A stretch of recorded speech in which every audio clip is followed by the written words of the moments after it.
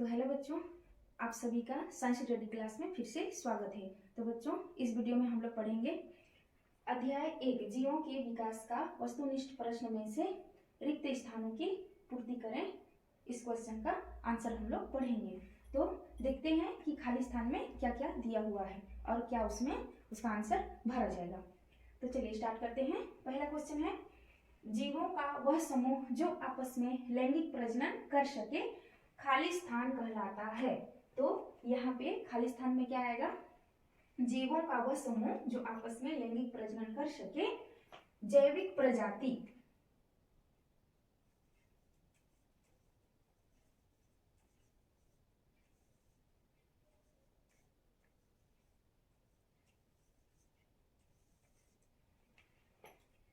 क्या आएगा इसका आंसर? जैविक प्रजाति कहलाता है। ठीक है, अब आते हैं दूसरे क्वेश्चन में। दो जीवों के पूर्वज एक परंतु कार्य अलग अलग खाली स्थान लक्षण दर्शाता है। तो इसका जो आंसर इसमें भरा जाएगा, दो जीवों के पूर्वज एक परंतु कार्य अलग अलग समजात लक्षण दर्शाता है। चलिए लिख लेते हैं।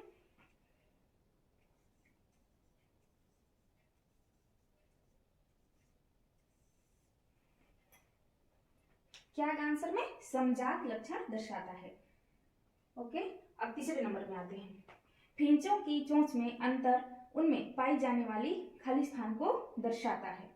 तो फिर इसका आंसर जो होगा, फिंचों की चोंच में अंतर उनमें पाई जाने वाली विविधता को दर्शाता है। इसका आंसर क्या होगा? विविधता को दर्शाता है। चलिए लिख लेते हैं।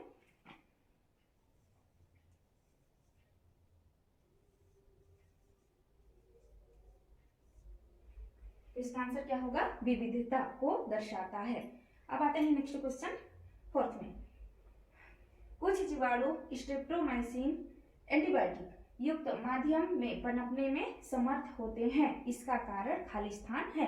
तो इसका आंसर क्या होगा देखते हैं। कुछ जीवाणु स्ट्रेप्टोमाइसिन एंटीबायोटिक युक्त माध्यम में पनपने में समर्थ होते हैं, इसका कारण देखिए बच्चों, इसका कारण ना हम लोग दो तरह से लिख सकते हैं। एक तो विविधता लिख सकते हैं, एक विभिन्नता लिख सकते हैं, या फिर एक लाभदायक विभिन्नता लिख सकते हैं। तो जहां तक इसमें हम लोग दो ऑप्शन लेकर के चलेंगे, आपको इसमें से जो पसंद है उसको आप लोग लिख सकते हैं। तो मैं यहाँ पे दोनों ऑप्शन को लिख दे रही हूँ।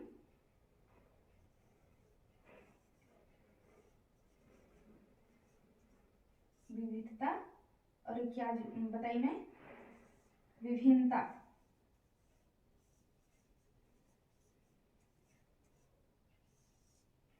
ये जो दो आंसर है, ये दोनों के दोनों आंसर सही हैं। आप इसमें से दोनों में से किसी को भी लिखेंगे तो आपका सही होगा क्वेश्चन का आंसर। ठीक है, तो आगे देखते हैं। नेक्स्ट है पांचवा, चिड़ियों के पंख और कीट के पंख खाली स्थान अंग हैं। तो इसका आंसर क्या होगा? चिड़ियों के पंख और कीट के पंख क्या है? समरूप अंग है। तो लिख लेते हैं यहाँ पे।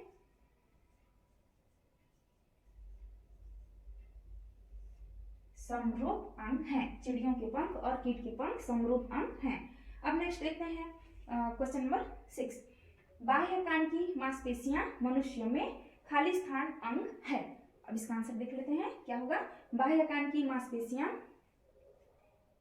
मनुष्य में अवशेषी अंग है। क्या होगा? अवशेषी।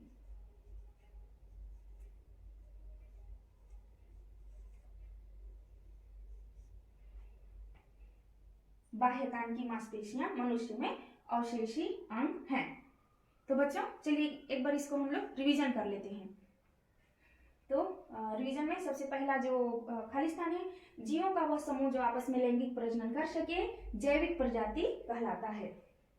खाली स्थान में ऐसे भरा जाएगा, क्या कहलाएगा? जैविक प्रजाति कहलाता है। अब दूसरे नंबर पे आते हैं। दो जीवों के पूर्वज एक परंतु कार्य अलग अलग, क्या होगा इसमें? समजात समजात लक्षण दर्शाता है। तीसरा नंबर, फिंचों की चोंच में अंतर उनमें पाई जाने वाली विविधता को दर्शाता है। चौथा, कुछ जीवाणु स्ट्रेप्टोमाइसिन एंटीबायोटिक युक्त माध्यम में पनपने में समर्थ होते हैं, इसका कारण क्या होगा? विविधता भी लिख सकते हैं और विभिन्नता भी लिख सकते हैं, दोनों लिख सकते हैं, आपका पसंद है इसमें। ठीक है, पांचवें नंबर पे आते हैं। चिड़ियों के पंख और कीट के पंख समरूप अंग हैं। ठीक है। अब 6 नंबर क्या है, बाह्य कान की मांसपेशियां मनुष्य में अवशेषी अंग है।